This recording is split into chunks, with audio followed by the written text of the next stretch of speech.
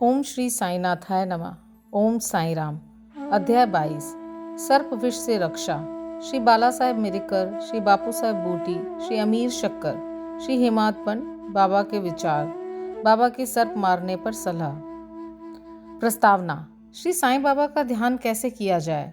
उस सर्वशक्तिमान की प्रकृति अगाध है जिसका वर्णन करने में वेद और सहस्त्रमुखी शेषनाग भी अपने को असमर्थ पाते हैं।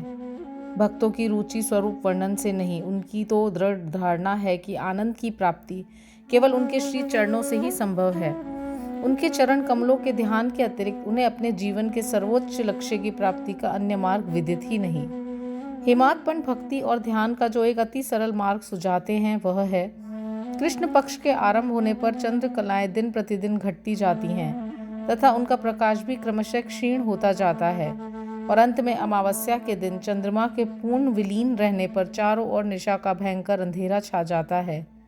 परंतु जब शुक्ल पक्ष का प्रारंभ होता है तो लोग चंद्र दर्शन के लिए अति उत्सुक हो जाते हैं। इसके बाद द्वितीया को जब चंद्र अधिक स्पष्ट नहीं होता तब लोगों को वृक्ष की दो शाखाओं के बीच से चंद्र दर्शन करने के लिए कहा जाता है और जब इन शाखाओं के बीच उत्सुकता और ध्यान पूर्वक देखने का प्रयत्न किया जाता है तो दूर क्षितिज पर छोटी सी चंद्र रेखा के दृष्टिगोचर होते ही मन अति प्रफुल्लित हो जाता है। इसी सिद्धांत का अनुमोदन करते हुए हमें बाबा के श्री दर्शन का भी प्रयत्न करना चाहिए। बाबा के चित्र की ओर देखो। आहा, कितना सुंदर है। वे पैर मोड़ कर बैठे हैं और दाहिना पैर बाएं घुटने पर रखा गया है। बाएं हाथ की अंगुलियां दाहिने चरण पे फैली हुई हैं।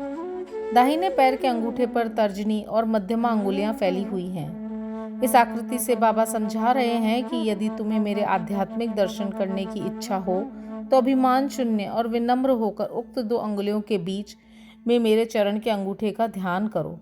तब कहीं तुम उस सत्य स्वरूप का दर्शन करने में सफल हो सकोगे। भक्ति प्राप्त करने का यह सबसे सुगम पथ है। अब एक क्षण श्री साईं बाबा की जीवनी का अवलोकन करें। साईं बाबा के वास से ही शिरडी तीर्थ स्थल बन गया है।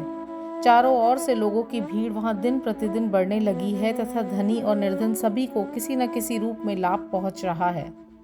बाबा के असीम प्रेम, उनके अद्भुत ज्ञान भंडार और सर्वव्यापकता का वर्णन करने की सामर्थ्य किसे है। धन्य तो वही है जिसे कुछ अनुभव हो चुका है। कभी कभी वे भ्रम में निमग्न रहने के कारण दीर्घ मौन धारण कर लिया करते थे। कभी दृष्टांत देते तो कभी हास्य विनोद किया करते थे। कभी सरल चित्त रहते थे तो कभी क्रुद्ध भी हो जाया करते थे। भक्तों को उनके मुखमंडल के अवलोकन, वार्तालाप करने और लीलाएं सुनने की इच्छाएं सदा अतृप्ति ही बनी रहती। फिर भी हम फूले न समाते थे। जल वृष्टि के कणों की गणना की जा सकती है, वायु को भी चर्म की थैली में संचित किया जा सकता है, परंतु बाबा की लीलाओं का कोई भी अंत न पा सकता। अब उन लीलाओं में से एक लीला का यहाँ दर्शन करें। भक्तों के संकटों के घटित होने के पूर्व बाबा उपयुक्त अवसर पर किस प्रकार उनकी रक्षा किया करते थे। श्री बाला साहेब मिरिकर, जो सरदार काका साहेब के सुपुत्र तथा कोपर गांव के मामलतदार थे, एक बार दौरे पर चितली जा रहे थे। तभी मार्ग में वे साईं बाबा के दर्शनार्थ शिरडी पधारते। उन्होंने मस्जिद में जाकर बाबा की चरण वंदना की और सदैव की भांति स्वास्थ्य तथा अन्य विषयों पर चर्चा की। बाबा ने उन्हें चेतावनी देकर कहा कि जहाँ तुम बैठे हो वही द्वारका माई है। जो उसकी गोद में बैठता है वह अपने बच्चों के समस्त दुखों और कठिनाइयों को दूर कर देती है। यह मस्जिद माई परम दयालु है। सरल हृदय भक्तों की तो वह माँ है और संकटों में उनकी रक्षा अवश्य करेगी। जो उसकी गोद में एक बार बैठता है उसके समस्त कष्ट दूर हो जाते हैं। जो उसकी छत्र छाया में विश्राम करता है उसे आनंद और सुख की प्राप्ति होती है। तदुपरांत बाबा ने उन्हें उदी देकर अपना वरद हस्त उनके मस्तक पर रख आशीर्वाद दिया। जब श्री बाला साहेब जाने के लिए उठ खड़े हुए तो बाबा बोले कि क्या तुम लंबे बाबा अर्थात सर्प से परिचित हो, और अपनी बाईं मुट्ठी बंद कर उसे दाहिने हाथ की कुहनी के पास ले जाकर दाहिने हाथ को सर्प के सदृश हिलाकर बोले कि वह अति भयंकर है, परंतु द्वारका माई के लालों का वह कर ही क्या सकता है। जब स्वयं द्वारका माई उनकी रक्षा करने वाली है तो सर्प की सामर्थ्य ही क्या है। वहाँ उपस्थित लोग इसका अर्थ तथा मिरिकर को इस प्रकार चेतावनी देने का कारण जानना चाहते थे, परंतु पूछने का साहस किसी में भी न था। बाबा ने श्यामा को बुलाया और बाला साहब के साथ जाकर चितली यात्रा का आनंद लेने की आज्ञा दी। तब श्यामा ने जाकर बाबा का आदेश बाला साहेब को सुनाया। वे बोले, मार्ग में असुविधाएं बहुत हैं, अतः आपको व्यर्थ ही कष्ट उठाना उचित नहीं है। बाला साहेब ने जो कुछ कहा वह श्यामा ने बाबा को बताया। बाबा बोले कि अच्छा ठीक है, न जाओ। सदैव उचित अर्थ ग्रहण कर श्रेष्ठ कार्य ही करना चाहिए। जो कुछ होने वाला है सो तो होकर ही रहेगा। बाला साहेब ने पुनः विचार कर श्यामा को अपने साथ चलने के लिए कहा। तब श्यामा पुनः बाबा की आज्ञा प्राप्त कर बाला साहेब के साथ तांगे में रवाना हो गए। वे 9 बजे चितली पहुंचे और मारुति मंदिर में जाके ठहरे। ऑफिस के कर्मचारी गण अभी नहीं आए थे, इस कारण वे यहाँ वहाँ की चर्चाएं करने लगे। बाला साहेब दैनिक पत्र पढ़ते हुए चटाई पर शांतिपूर्वक बैठे थे।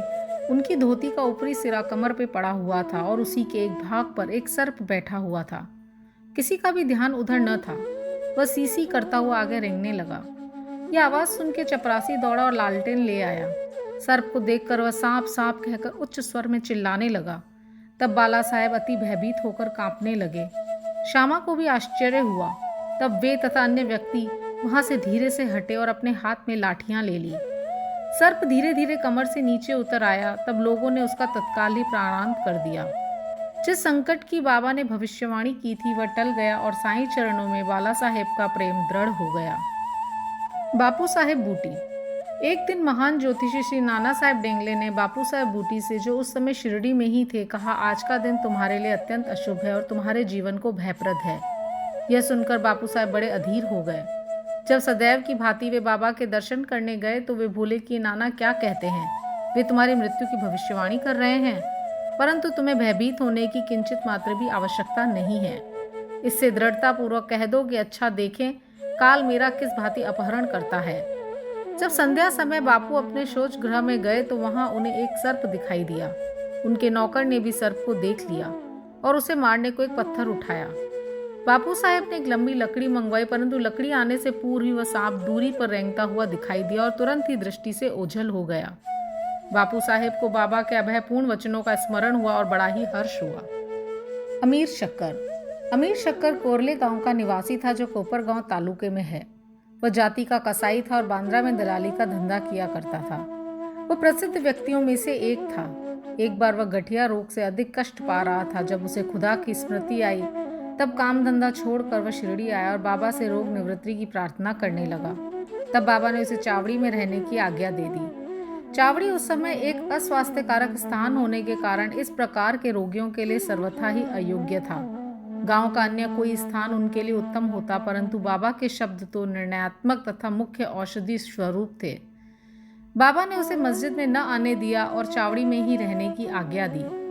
वहां उसे बहुत लाभ हुआ। बाबा प्रातः और सायंकाल चावड़ी पर से निकलते थे तथा एक दिन के अंतर से जुलूस के साथ वहां आते और वहीं विश्राम किया करते थे। इसलिए अमीर को बाबा का सानिध्य सरलता पूर्वक प्राप्त हो जाया करता था। अमीर वहां पूरे 9 मास रहा। जब किसी अन्य कारणवश उसका मन उस स्थान से ऊब गया तब एक रात्रि में वह चोरी से उस स्थान को छोड़कर कोपर गांव की धर्मशाला में जा ठहरा। वहां पहुंचकर उसने एक फकीर को मरते हुए देखा, जो पानी मांग रहा था। अमीर ने उसे पानी दिया और जिसे पीते ही उसका देहांत हो गया। अब अमीर की कर्तव्य विमूढ़ हो गया। उसे विचार आया कि अधिकारियों को इसकी सूचना दे दूं तो मैं ही मृत्यु के लिए उत्तरदायी ठहराया जाऊंगा और प्रथम सूचना पहुंचाने के नाते मुझे इस विषय में अधिक जानकारी होगी। सबसे प्रथम मैं ही पकड़ा जाऊंगा। तब बिना आज्ञा शिरडी छोड़ने की उतावली पर उसे बड़ा पश्चाताप हुआ। उसने बाबा से मन ही मन प्रार्थना की और शिरडी लौटने का निश्चय कर उसी रात्रि बाबा का नाम लेते हुए पांव फटने से पूर्व ही शिरडी वापस पहुंचकर चिंता मुक्त हो गया। फिर वह चावड़ी में बाबा की इच्छा और आज्ञा अनुसार ही रहने लगा और शीघ्र ही रोग मुक्त हो गया। एक समय ऐसा हुआ कि अर्धरात्रि को बाबा ने जोर से पुकारा कि ओ अब्दुल, कोई दुष्ट प्राणी मेरे बिस्तर पे चढ़ रहा है। अब्दुल ने लालटेन लेकर बाबा का बिस्तर देखा, परंतु वहां कुछ न दिखा। बाबा ने ध्यानपूर्वक सारे स्थान का निरीक्षण करने को कहा और वे अपना सटका भी जमीन पर पटकने लगे। बाबा की लीला देखकर अमीर ने सोचा कि हो सकता है बाबा को किसी सांप के आने की शंका हुई हो। दीर्घ काल तक बाबा की संगति में रहने के कारण अमीर को उनके शब्दों और कार्यों का अर्थ समझ में आ गया था। बाबा ने अपने बिस्तर के पास कुछ रेंगता हुआ देखा। तब उन्होंने अब्दुल से बत्ती मंगवाई और एक सांप को कुंडली मारे हुए वहां देखा, जो अपना फन हिला रहा था। फिर वह सांप तुरंत ही मार डाला गया। इस प्रकार बाबा ने सामयिक सूचना देकर अमीर के प्राणों की रक्षा की। हेमादपन, बिच्छू और सांप। बाबा के आज्ञा अनुसार काका साहेब दीक्षित श्री एकनाथ महाराज के 2 ग्रंथों भागवत और भावार्थ रामायण का नित्य पारायण किया करते थे। एक समय जब रामायण का पाठ हो रहा था तब श्री हेमाद पंडित भी श्रोताओं में सम्मिलित थे। अपनी माँ के आदेशानुसार किस प्रकार हनुमान ने श्री राम की महानता की परीक्षा ली, ये प्रसंग चल रहा था। सब श्रोतागण मंत्र मुग्ध हो रहे थे और हेमाद पंडित की भी वही स्थिति थी। पता नहीं कहाँ से एक बड़ा बिच्छू उनके ऊपर आ गिरा और उनके दाहिने कंधे पर बैठ गया, जिसका उन्हें कोई भान तक न हुआ। ईश्वर को श्रोताओं की रक्षा स्वयं करनी पड़ती है। अचानक ही उनकी दृष्टि कंधे पे पड़ गई और उन्होंने उस बिच्छू को देख लिया। वह मृत प्राय सा प्रतीत हो रहा था, मानो वह भी कथा के आनंद में तल्लीन हो। हरी इच्छा जानकर उन्होंने श्रोताओं में बिना विघ्न डाले उसे अपनी धोती के दोनों सिरे मिलाकर उसमें लपेट लिया और दूर ले जाके बगीचे में छोड़ दिया। एक अन्य अवसर पर संध्या समय काका साहब वाड़े के ऊपरी खंड में बैठे हुए थे। तभी एक सांप खिड़की की चौखट के एक छिद्र में से भीतर घुस आया और कुंडली मारकर बैठ गया। बत्ती लाने पर पहले तो थोड़ा चमका, फिर वहीं चुपचाप बैठा रहा, अपना फन हिलाने लगा। बहुत से लोग छड़ी और डंडा लेकर वहां दौड़े, परंतु वो एक ऐसी सुरक्षित स्थान पर बैठा था जहां उस पर किसी के प्रहार का कोई भी असर न पड़ता था। लोगों का शोर सुनकर वह शीघ्र ही उसी छिद्र में से अदृश्य हो गया। तब कहीं सब लोगों की जान में जान आई। बाबा के विचार। एक भक्त मुक्ताराम कहने लगा कि चलो अच्छा ही हुआ जो एक जीव बेचारा बच गया।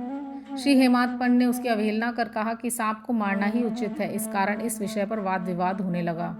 एक का मत था कि सांप तथा उसके सदृश जंतुओं को मार डालना ही उचित है, किंतु दूसरे का इसके विपरीत मत था। रात्रि अधिक हो जाने के कारण किसी निष्कर्ष पर पहुंचे बिना ही उन्हें विवाद स्थगित करना पड़ा। दूसरे दिन ये प्रश्न बाबा के समक्ष लाया गया। तब बाबा निर्णयात्मक वचन बोले कि सब जीवों में और समस्त प्राणियों में ईश्वर का निवास है, चाहे वह सांप हो या बिच्छू। वे ही इस विश्व के नियंत्रण करता है और सब प्राणी सांप, बिच्छू इत्यादि उनकी आज्ञा का ही पालन किया करते हैं। उनकी इच्छा के बिना कोई भी दूसरे को हानि नहीं पहुंचा सकता। समस्त विश्व उनके अधीन है तथा स्वतंत्र कोई भी नहीं है। इसलिए हमें सब प्राणियों से दया और स्नेह करना चाहिए। संघर्ष एवं वैमनस्य या संहार करना छोड़कर शांत चित्त से जीवन व्यतीत करना चाहिए। ईश्वर सबका ही रक्षक है। श्री सद्गुरु साईनाथार्पणमस्तु। शुभम भवतु। ओम साई राम।